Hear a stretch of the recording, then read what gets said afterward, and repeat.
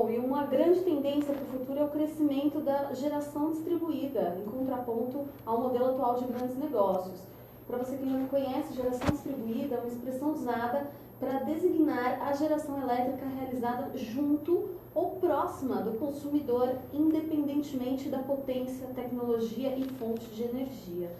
Kenzo, eu queria que você falasse um pouquinho a respeito desse assunto e da importância ou não da gente ter essa criação de energia próximo do consumidor. Então, a geração distribuída, a gente defende um pouquinho porque reflete muito o que a gente chama de perdas. Tá?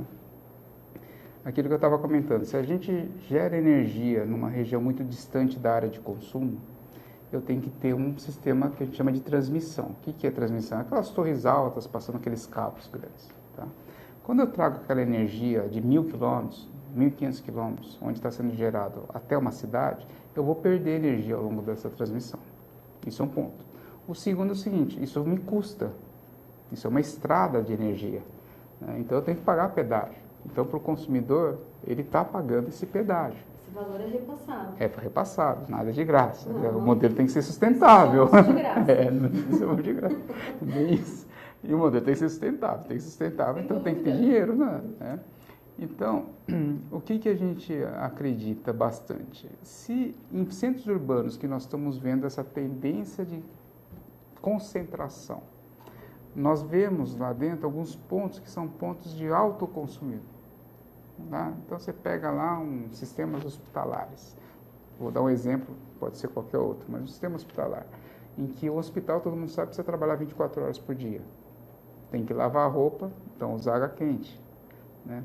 Eu preciso de energia com alta disponibilidade. Eu não posso, numa sala cirúrgica, parar a energia. Né?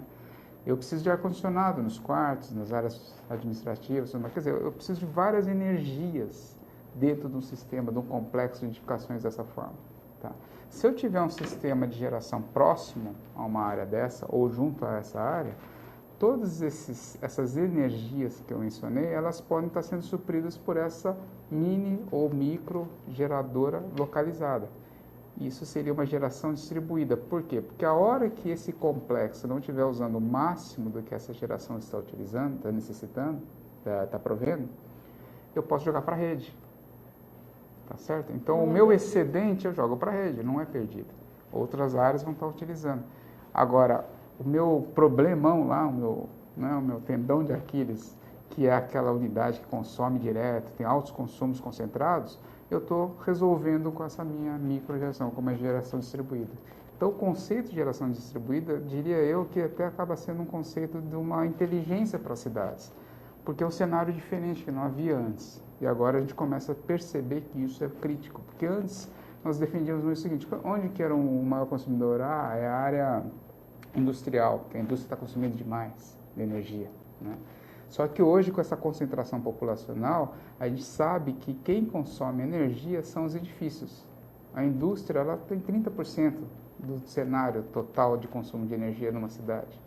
Entendeu? 40% ou mais está nas residências, nas edificações. Olha que interessante. Então não adianta só olhar, você que vai comprar um apartamento, não adianta olhar só um metro quadrado, né, Isso, Tem que olhar a longo prazo, então, né? Se o prédio é inteligente. Então, isso é um outro cenário bastante defendido, né? Nós temos uma cultura, ou vamos dizer assim, um vício, né? No sistema de a gente comprar o prédio mais barato, né? A casa mais barata, entre aspas. Quando a gente compõe um cenário de quanto custa durante a sua vida útil uma casa, uma residência, uma incorporação, a gente separa essas percentagens e mais ou menos o seguinte, a construção equivale a 20%. Tá? 40% na vida dessa sua residência, do seu comércio, vai ser gasto em cima de energia. E 30% ou 30% ou um pouco mais vai ser em manutenção. Então, se a gente pegar 70% ou 80% do gasto que você vai ter daquele imóvel, vai ser na sua operação e não na sua compra inicial, entendeu? Então, a gente acaba se preocupando demais no seguinte, eu vou comprar o metro quadrado mais barato em termos de construção. O que hoje, né, o que a gente tem no cenário? Quer dizer, a construtora também, ela vai estar pensando em fazer algo custo menor. Para que eu pôr inteligência? Para que eu colocar uns sistemas de LEDs nas iluminações? Para que eu vou colocar uma gestão no elevador? Agora. Não aparece, né? Tem elevador? Ótimo. Tem iluminação? Perfeito, né? Tem um sistema de gestão lá da água centralizado, está todo mundo recebendo água? Está ótimo. Só que depois, quando a gente chega e entra, aí a gente começa a ver o nosso condomínio subindo todo ano, né? E a gente fala, mas poxa, por que ele está subindo? Ah, porque o sistema de elevador não tem uma inteligência e os motores estão começando a ficar desgastados, porque às vezes eu uso demais um e uso de menos o outro, né? Ou uso dois ao mesmo tempo sem precisar, ou eu não ponho uma inteligência. O elevador é um dos vilões dentro do sistema residencial.